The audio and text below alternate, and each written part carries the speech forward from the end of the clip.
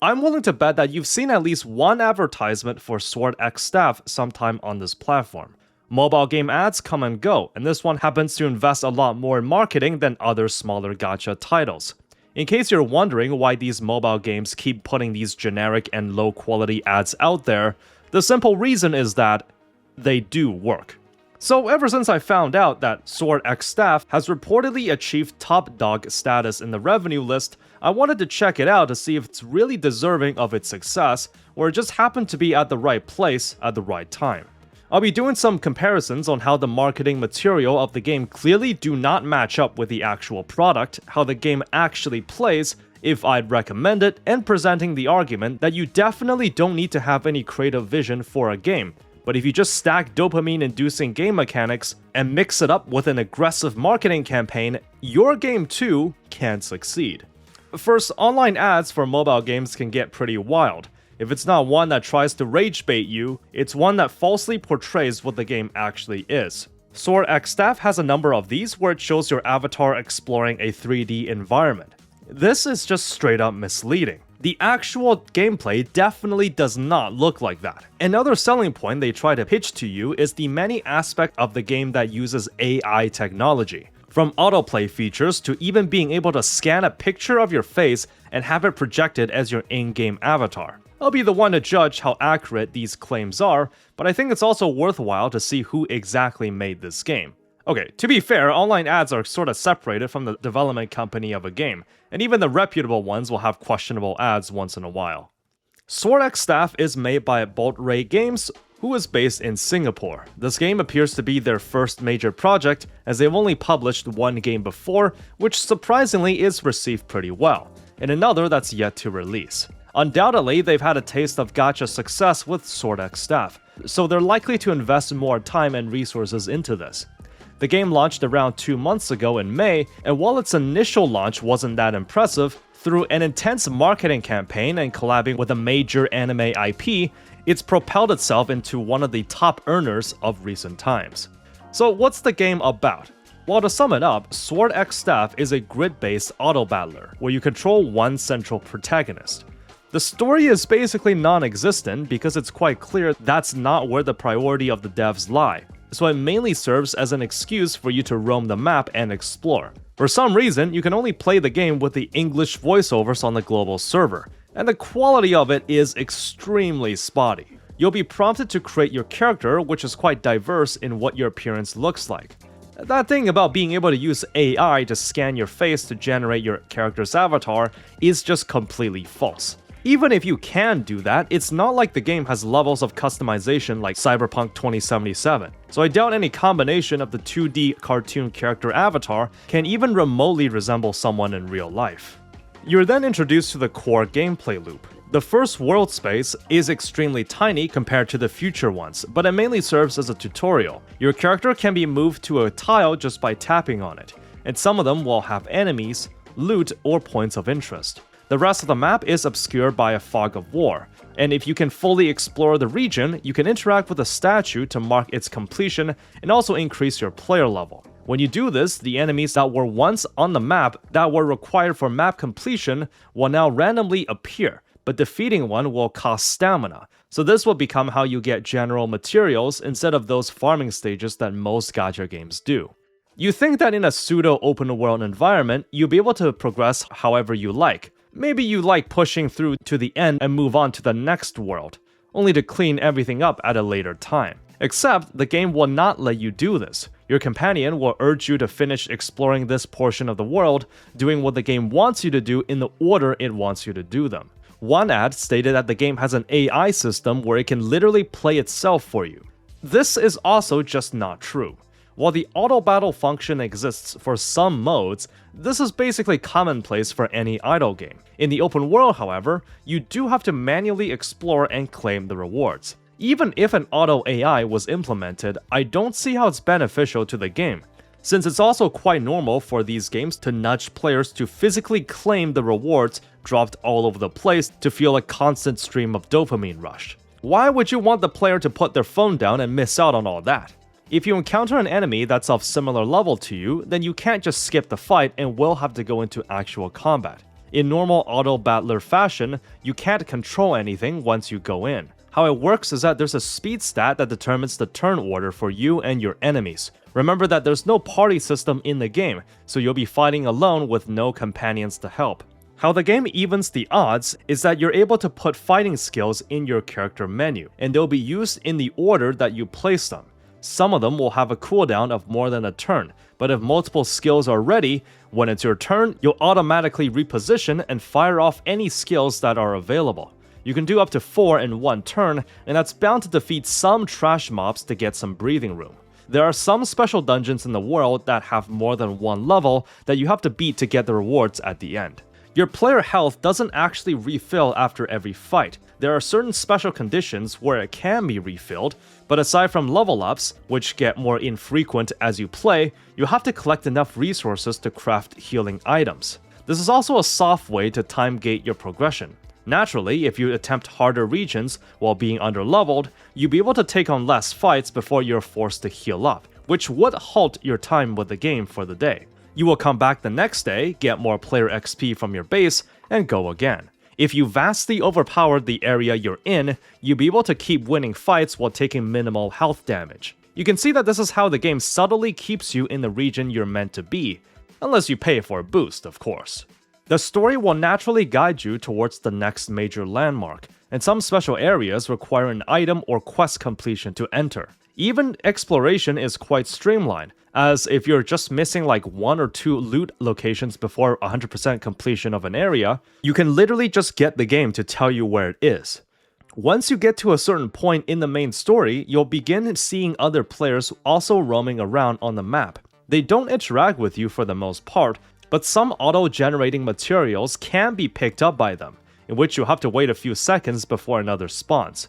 There's also group dungeons where you can party up with other players, and this is the first time in the game where it resembles an actual party-based combat system. When you get into the more difficult content, this is where class archetypes will begin to shine, like healers or defenders. By changing your skills loadout to something more defensive, you can fulfill a specific role in these dungeons. Players will get to vote which path to take, and you can edit your battle starting position at times. Now, this may seem like a cool idea at first, as the game is almost leaning into an MMO level approach in its party system. This is also a reminder that this is a gacha game, and at its core, designed to capture the high-spending whales. Due to pulling duplicates of skills being able to power you up dramatically, this means that whales will unconditionally get a higher combat power than those playing for free, like how they will be in the millions mark while you're still in the hundreds of thousands still. If the game plays fairly, the best case scenario for this will be so that there's no competitive content so the whales can show off their powers without affecting others. But this game is just not that. You can bet that in a game like this, there will be PvP and other competitive modes. In group dungeons, it's only natural that due to whales having a higher power level, they would usually fill the roles of the damage dealers while the free-to-plays and low spenders are more likely to act as the supports. I believe this was how Tower of Fantasy did it too. So in this environment, free-to-plays do have a place in the late game meta. However, let's also address the obvious. Due to this power imbalance, a free-to-play would very rarely get to fill the shoes of the DPS role, so you'd be stuck in the back of the lineup to act as a support and medics. Personally, I'm not sure if this would be something I'd be content with, since in many team-focused games, most players want to be the envy of the party and deal the most damage with the most flashy attacks. While definitely important, why would you always want to be stuck near the back while only supporting the people actually doing the work? Of course, I haven't gone deep into late game content yet, so maybe these group dungeons are only extra content that you can do for a little bit more loot and are completely skippable. It's not an auto battler unless there's an AFK battle arena and many upgrade systems. You're given your own base that passively generates resources over time, and XP to claim that will quicken your level up process. When you fully clear a region on the map, your resource farm will get its level cap risen by 1. Meaning that you can invest more resources and in turn it will give you more back passively. Here's the issue with the class system. In a conventional RPG, you'll be able to freely pick your class and slowly work towards the playstyle you want. The issue is how the RPG elements are interconnected by the gacha mechanics. Instead of new characters, you pull abilities and charms instead. This may seem like a cool idea at first, but I personally think it hurts the creative aspect of the game more. First, as you know, gacha games have to put a great deal of care into designing its characters to package them to sell to you via the gacha banners. This means they have to come up with their appearance, personality, and a full kit to go along the gameplay. Here though, no need to do most of that work. Just create an animation and adjust the values for the different skills pulled from the gacha, and you're good. Most of the work is already taken out. Second, since some skills are rarer and more sought after, if you happen to get one of those drops from the gacha, then you'll be restricted on which playstyle you can do. In gacha games, it's normal for new players to just randomly pull on the gacha and work with what they're given. Except in an RPG environment where the game prompts you to choose a class and its sub-archetypes, it's quite backwards since it's what the virtual slot machine spits out at you that determines your playstyle, not the other way around. Luckily, you can toggle between the mage or warrior class for the drops you obtain, so at least you'll be guaranteed to get something you can use. Ultimately, what you have to know is that it's a general progression loop of idle games where you come back daily to collect your stuff, the combat power number goes up, which makes your brain happy. Sword X Staff has not deviated much from this formula, and you can expect more or less the exact same thing if you played other auto battlers before. As of right now, there only seems to be a standard banner for the skills for both classes, but you can freely choose which ones that will drop. The chance for an orange skill is 1% at its base, and there's a pity at 80 pulls. On this banner, pulling 200 times will let you choose one orange skill from the pool. I believe the game will do things like seasonal and exclusive skills to increase fear of missing out, and rotate them out once in a while.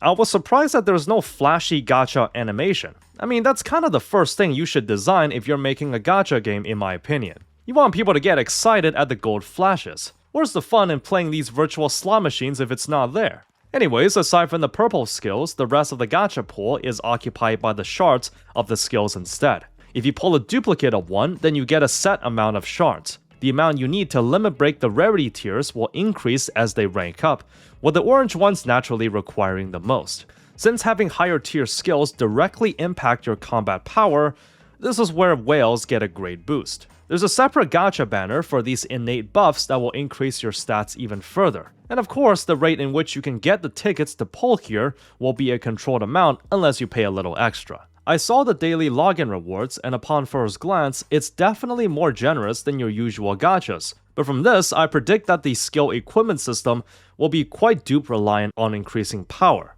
This is your reminder that you should never judge a gacha game purely based on the number of pulls given to you. And there are many other factors usually hidden just under the surface that determines how stingy the game truly is. Looking at the cash shop, it's pretty typical of an auto battler. And the reason why it looks a bit worse than most other gacha games is that it's really easy to sell power to a player since you can immediately see its effects, as you have no agency in gameplay, so the stat boosts are much more apparent. If I'm gonna be honest here, this is not the worst I've seen. At least the game doesn't shove flash sales at you every 5 minutes. As you probably surmised, there will be monthly boost packs, battle passes, and other whale top-ups. Interestingly enough, if you go onto the game's actual website for top-up, there's packs even more expensive than what's listed here, with one totaling $4,000. You can, maybe, buy a high-end computer these days with that amount. Those Gamba coins better be worth the trouble. So, Sword X Staff is a fairly unremarkable game if you ask me. It mainly rose to prominence through intense marketing campaigns. It's an example that by throwing money at advertisements, you don't need to put effort into crafting a well-thought-out story and world. No need to innovate much past what's already been invented. As long as you can make a semi-functional progression system with lots of dopamine hits during gameplay, as well as PvP modes and rankings that are designed to capture whales, you too can make it far in this industry. Undoubtedly, due to the game requiring a minimal amount of funding to keep going, its rate of return must be massive. The story is extremely bare bones, the gameplay contains no agency in which you can control, and the overall graphics are quite simplistic. However, one can make the argument that you don't need all of those things to succeed. People tend to put a lot of weight on a gacha game's story to carry its name, except games like Sword X Staff proves that you don't need a story in a gacha game at all. I think at some point, a development company has to ask the question, is a gacha game meant to explore creative avenues of creating rich stories and world building, or just a vehicle to create an addictive gameplay loop to capture whales?